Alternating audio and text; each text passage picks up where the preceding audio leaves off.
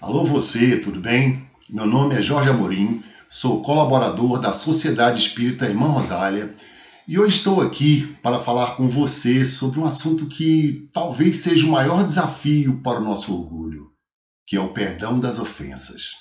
Pois é, hoje vamos falar sobre o capítulo 10 do Evangelho segundo o Espiritismo, cujo título é Bem-aventurados os que são misericordiosos. Abordaremos os itens de 1 a 4, que tem como título Perdoai, para que Deus vos perdoe. Esse capítulo do Evangelho traz um dos vários momentos memoráveis da história de Jesus, que foi durante o Sermão da Montanha. No Sermão da Montanha, Jesus profere lições de conduta e moral, ditando princípios que devem nortear e orientar as nossas vidas. Como já mencionei, nosso estudo de hoje está pautado em 4 itens, que nada mais são do que 4 frases que iremos avaliar com mais atenção. A primeira dessas frases, que vai direcionar o nosso estudo do capítulo 10 do Evangelho, diz o seguinte: Bem-aventurados os que são misericordiosos, porque obterão misericórdia. Essas palavras, ditas por Jesus durante o Sermão da Montanha, é um convite a todos nós que desejamos encontrar a verdadeira paz de espírito e manter nossa casa mental edificada no bem. Mas o que significa a palavra misericórdia? Buscando o sentido da palavra, encontramos como principais definições dó, compaixão e piedade. E é isso que Jesus evidencia em seus ensinamentos. É justamente a necessidade do perdão das ofensas e da reconciliação que ele destaca em todas as suas falas. No Sermão da Montanha, Jesus busca salientar a importância do perdão e a necessidade dele em nossas vidas diárias. E por que Jesus falou que os misericordiosos obterão misericórdia? Simplesmente porque, de acordo com a aplicação da lei de causa e efeito, tudo o que fizermos para os outros voltará para nós mesmos. Que temos que compreender o nosso companheiro mais problemático, causador de contrariedades, pois também nós, muitas vezes, necessitamos de compreensão. Esse é o sentido do perdão. Perdoar, porque todos nós também precisaremos ser perdoados. Ou seja, como diz o Evangelho de Jesus, a cada um segundo suas obras. Ou melhor ainda, se desejamos receber misericórdia, precisamos nos tornar misericordiosos. Dando sequência ao nosso estudo, o segundo item da nossa lição nos traz outra frase do Cristo que diz: Se perdoardes aos homens as faltas que cometem contra vós, também vosso Pai Celestial vos perdoará os pecados. Mas se não perdoardes aos homens quando vos tenham ofendido, vosso Pai Celestial também não vos perdoará os pecados. Mas por que é tão difícil perdoar? Essa é uma pergunta que sempre vem à nossa mente. A resposta dela não é complicada. Simplesmente porque somos muito orgulhosos, cheios de suscetibilidades. Damos valor exagerado aos nossos sentimentos feridos. Nos achamos importantes demais. Basta refletir um pouquinho que vamos ver que essa é uma explicação perfeita. Veja bem, por que é tão difícil perdoar? Simplesmente porque somos muito orgulhosos, cheios de suscetibilidades, e damos valor exagerado aos nossos sentimentos feridos, ou seja, orgulho ferido. Nós nos achamos importantes demais. Para analisarmos essa segunda frase do Evangelho, inicialmente vamos recordar uma frase do Mestre Jesus na oração que todos nós conhecemos, o Pai Nosso. A frase diz: Perdoai as nossas ofensas, assim como perdoamos a quem nos tem ofendido.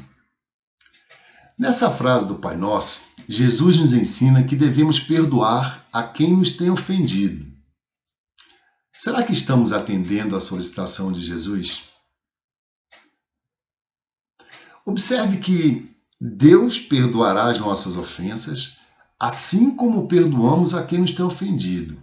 Essa frase, por si só, já é muito forte e tem um peso muito grande sobre nossa consciência. Com certeza, muitos de nós pedimos perdão a Deus sem nem sequer lembrar que precisamos perdoar na mesma proporção. Veja que o verdadeiro perdão envolve um sentimento maior de não guardar ressentimento ou alimentar sentimento de vingança. Aprendendo a se colocar no lugar do outro, compreendendo as limitações ainda tão presentes no nosso atual estágio evolutivo. Porque com facilidade olhamos para o defeito alheio, esquecendo de nossas próprias imperfeições. Isso é típico da gente. Todos sabemos que praticar o perdão não é uma conquista espiritual simples e fácil, e muito menos rápida, né?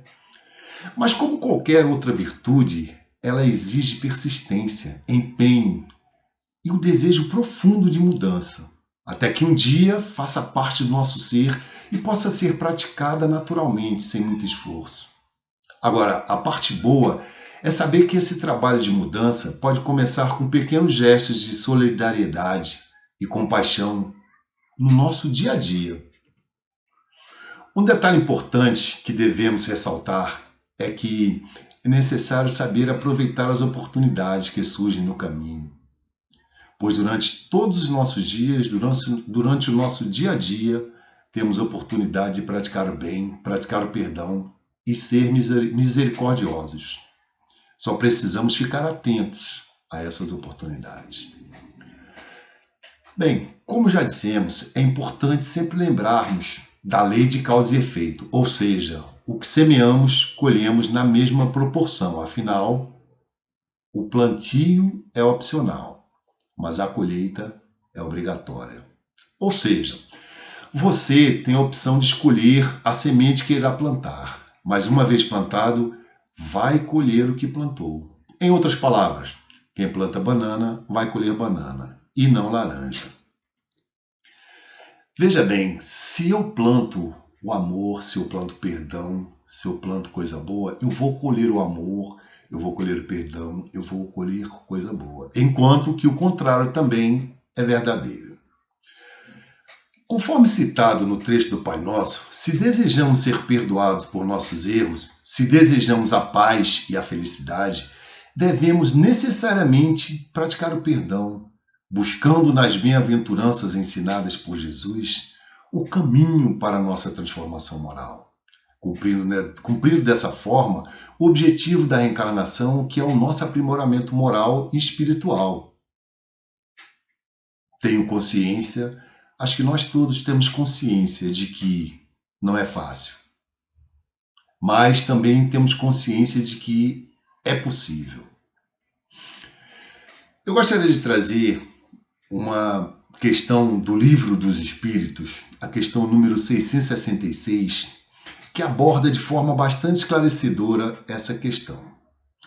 Nessa questão, Allan Kardec pergunta aos espíritos: podemos utilmente pedir a Deus que perdoe as nossas faltas?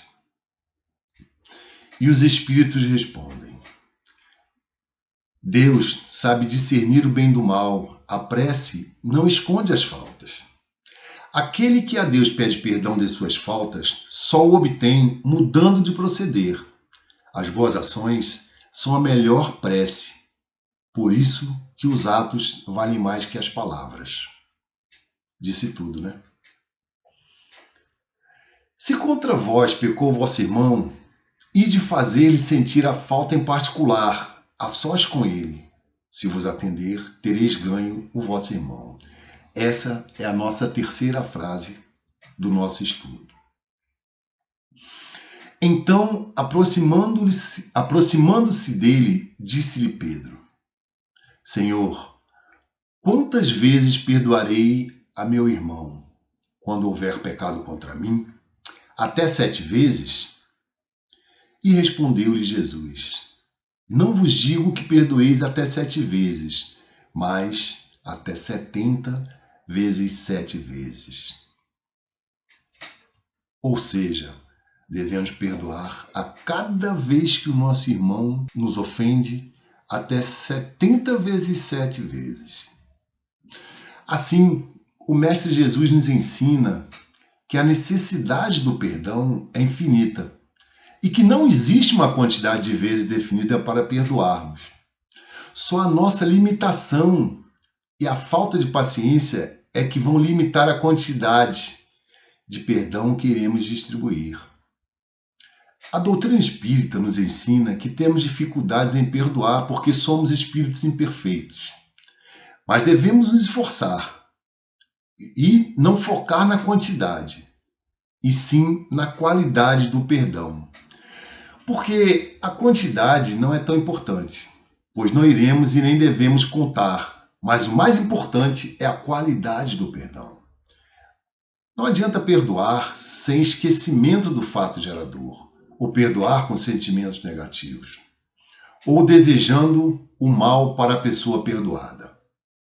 O verdadeiro perdão requer o esquecimento emocional do fato. Podemos até lembrar dos atos passados, mas como aprendizado, sem gerar sentimentos de mágoas ou de ódio. Veja bem, quem não lembra de ouvir pessoas que dizem perdoar, mas sua postura revela formas variadas de revide, quando dizemos algumas frases como estas, vejam. Perdoar eu perdoo, mas não quero vê-lo nunca mais. Ou uma frase como esta, olha só. Eu até perdoo, mas vou dizer-lhes umas boas verdades. Ou essa. Eu perdoo porque ele é um pobre coitado, um infeliz, sem eira nem beira.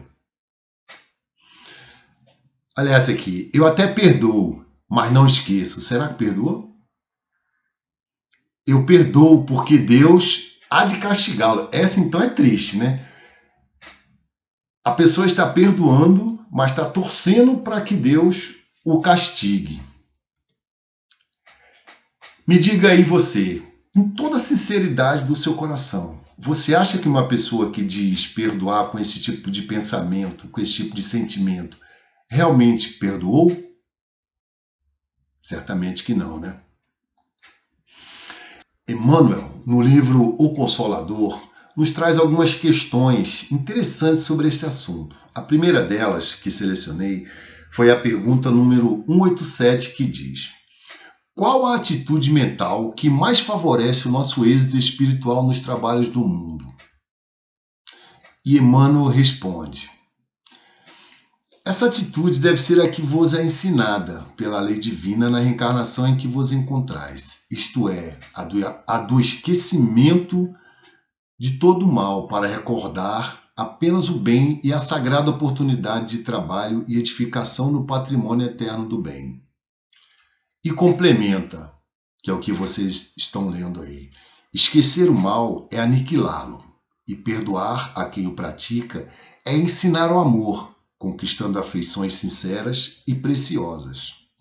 Daí a necessidade do perdão no mundo, para que o incêndio do mal possa ser exterminado, desenvolvendo-se a paz legítima aos corações. Outra pergunta que nos traz esse livro, que foi feita a Emmanuel nesse livro, é a pergunta número 334, que diz: antes de perdoarmos alguém, é conveniente o esclarecimento do erro? E Emmanuel responde: quem perdoa sinceramente o faz sem impor condições e esquece a falta no mais íntimo do coração. Todavia, a boa palavra é sempre útil e a ponderação fraterna é sempre um elemento de luz, clarificando o caminho das almas. Outra pergunta interessante feita dentro do nosso estudo. Quando alguém perdoa, deverá mostrar a superioridade de seus sentimentos para que o culpado seja levado a arrepender-se da falta cometida? Veja só a pergunta. Vou repetir, que essa eu acho que a gente tem que gravar. Quando alguém perdoa, deverá mostrar a superioridade de seus sentimentos para que o culpado seja levado a arrepender-se da falta cometida? E Emmanuel responde: o perdão sincero é filho espontâneo do amor e, como tal, não exige reconhecimento de qualquer natureza. Essa leva muita reflexão, né, gente? Mas você deve estar se perguntando, né? E para mim, quais são os benefícios do perdão? Acho que é importante a gente guardar isso também. Além de trazer diversos benefícios para a saúde, o perdão nos liberta da ira, do orgulho, da vaidade e do rancor.